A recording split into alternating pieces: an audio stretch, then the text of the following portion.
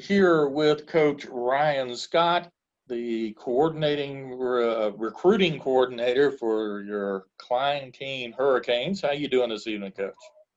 I'm great, Tony. Good, good. So let's talk a little recruiting. Start with, what is the role of the recruiting coordinator? You wear a lot of hats as a recruiting coordinator. It's not just dealing with the big time players, and the A&Ms, the Texas, your Power Five schools, and those guys that walk in the door. It's a top to bottom thing. We see guys, junior college, NAIA level, Division II, Division III. And, kind of my role, what I do for our kids is we talk to them a lot about how to present themselves, how to help sell themselves. And we try to let them know what the coaches ask us when they walk in the door. Coach walks in the door, they're going to ask me what kind of character you have. Are you a hard worker? Or are your grades good? Do you get in trouble in class? Do you stay out of trouble? And we try to preach to all of our kids that those questions are going to be answered honestly by us, and that we want to be able to give them good answers. So we kind of coach. We're not only coaching football, but we're coaching how to be a respectable human being, how to present yourself, like how to shake their hand and look them in the eye, and how important that is, and especially in American culture, and even as much in Texas. We still have a very old-fashioned culture here in Texas, so it's a big thing to shake the coach's hand and look him in the eye and say yes sir and no sir, and be respectful. And it's like I said, it's a lot of hats. Keeping tabs on grades, transcripts, having a good relationship with the registrar, that they understand what it is you're trying to do for your kids in your school, and helping kids manage social media, what to put on social media, what not to put on social media. So I love it because I'm one of those guys. I'm 33 now, but I've always been one of those guys that sleeps very little.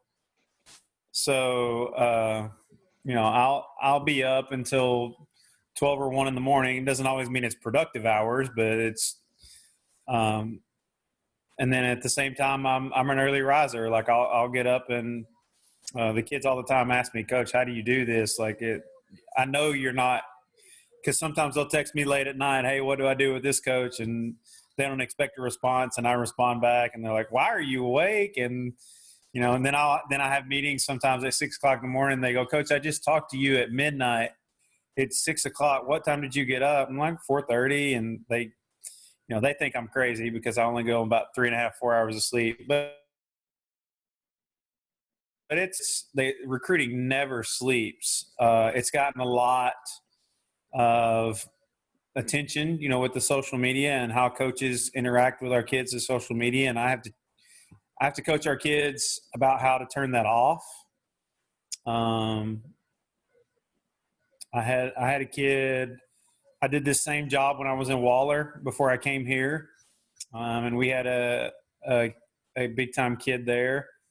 And he literally came to me one time and asked me, "Hey, Coach, I'm not able to sleep right now. My phone's ringing until 11 or 12 at night." And so I, coach the kids, hey, answer those Twitter messages for an hour every night, get as many done as you can, eat dinner, do your homework, go to bed. They'll be there tomorrow. So it's all that. It's far more than I could have ever imagined, but man, the rewards are right up there. I mean, you ask most coaches why they got into this thing, and it's to help kids. And this has just provided another avenue for me to, it was always my dream to be a college athlete, and I was fortunate enough to do that. It's just, I wish I had had someone like this to help me when I was in school. And so it's just my way of being able to get back to kids. And, sometimes you have to learn the ropes as you go. Everything changes with the NCAA constantly. New rules, new regulations, all those good things. And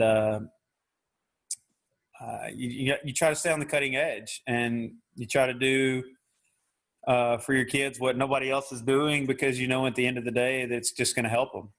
So that was a long answer, but But a good one. Thank you. Talk about constant change. Of course, we've got a bizarre set of circumstances going on with COVID-19, and it starting to look like, or I believe for a while, there's going to be from the recruiting side, it's going to be a blackout period all the way through to the school year. So how the college coaches aren't getting out there in the spring or 707 or anything like that and actually seeing the kids in person. How has that changed what they are doing and what interaction they're having with you? Well, with the situation that we're in, everything's obviously had to be digital. Unfortunately, with the recruiting process for us, that has not proved to be a challenge for us at Klein Cain because of what we do. Before we reached the COVID-19 situation, we have one of the things that I helped pioneer here and brought with me. I kind of started it at Waller and then brought it with me and just built a whole new platform. We have a website that we use for our kids here at Klein Cain. It's a strictly it's basically an online database for our athletes. So each athlete has a profile. They're grouped into their classes, and they have links on there straight to their Huddle account, a link straight to be able to contact them via Twitter. It's got all their accolades listed, coaches' notes on what their coach says, and then if anything about what Coach Clancy might say about that kid if they're not able to make it to campus or talk to us in person. It's got their metrics on it, height, weight, bench press, max, squat max, or their core 3 lifts. Not a lot of people are into verticals these days, but their verticals jump is on there, their shuttle, their 40. So it's just a database for our kids. We were using that for the first 2 years before we reached this situation.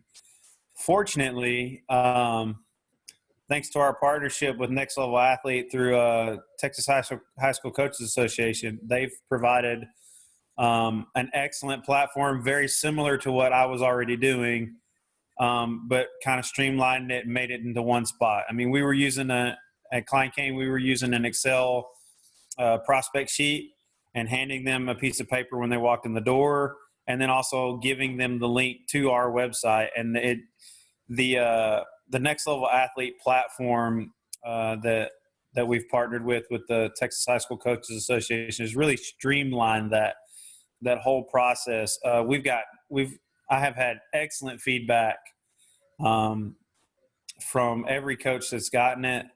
We're very thankful. I'm very thankful because it makes my job a lot easier. So how the recruiting is working right now is I keep a database on my end of every coach that walks in my door, every coach that emails me, every coach that Twitter messages me or that I have a contact with. And obviously the longer you do this, this is my 4th year to do it. So the longer you do it, the more contacts you have. And I've just carried them over. Now, obviously the college coaches change from school to school. And you just do your best to keep up with it. But I have a database that I keep on all those guys. And fortunately, the iPhone is very savvy at saving contact info. So, with that platform, I can, if I want to send a kid to Missouri, I just go type in Missouri in my phone and pull up my contact. And thanks to the Next Level Athlete platform, I can now text my prospect sheet to that coach instantly. I can email it to him. So we've been doing that. We've sent out I think 3 different times to all of our coaches on our database that we have. And it's pretty extensive thanks to Coach Clancy's works at Straight when he was at Straight Jesuit and before he came here. And he did the recruiting stuff, I think, some when he was at Klein Oak with Coach Smith. But so we took my stuff that I had at Waller and merged it with James's, and James does a great job of helping me. I can't ask for a better head coach. He's first class and helping us give me the tools that I need and give our kids the tools they need to get them, ultimately, where they want to be as far as their dream school, wherever that may be. It helps. We've got some first class athletes at Klein Cain too, so that helps a little bit too. But so we've just been doing it digital. I mean, like I reached out, as soon as the NCAA relaxed the rules with the testing, requiring ACT, SAT stuff for our 2020s, and then the NAIA followed it the week after. I mean, I have a couple of 2020 kids that didn't have offers, that were struggling to make a test score to qualify. I just hopped on Twitter and sent it out to, if I thought they were an NAIA kid or if I thought they were a D2 kid, sent it out to everybody I had in my database. Hey, I've got a kid. We're struggling to qualify with a test score. Now he doesn't have to do that. He's got the GPA. Here's all of his stuff.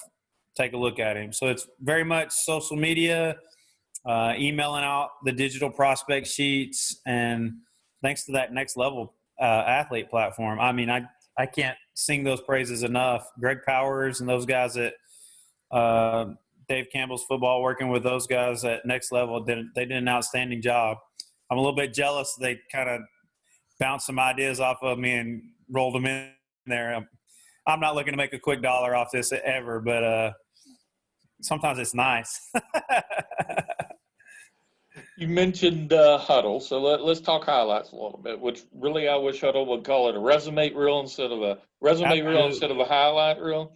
Because when you think highlights, you think Sports Center or top tens and all that. And when we're talking highlights for these kids, this is the one time where it's selfish, not selfless. It's about what they did, not what the result was. Absolutely. So how do you work with the kids on the highlights and get to them what's important to be on there? I'm an offensive coach, so this is a little bit easier for me. We're fortunate to have some pretty talented kids, as I mentioned earlier. So, we tell them this is like you said, a resume builder. This is a job interview via film. You have about a minute and a half to catch that college coach's attention. They are evaluating thousands of children on right now on a daily basis. I have a lot of friends that are college coaches, and one of them is Coach Kenny Guyton at Colorado State, and who's an Aldine product. And I was fortunate to coach with his dad, but I was talking to him on the phone a couple days ago, and he threw out, if I told you the number, I would be far off by now, but he threw out the number of kids they're evaluating on a daily basis. And I said, God bless you. Like, I don't know that I could watch that much film. But that's their world too right now. And so, to build your resume, we tell them, if you're a skill kid on offense and you catch, you make a spectacular catch, or we have a pretty special receiver in our 2022 class, and he first game against Cypress Park last year, he had a 4-touchdown game, and all 4 touchdowns were over 60 yards. So hey, you want to put all those big time long touchdown catches at the very front of your highlight reel.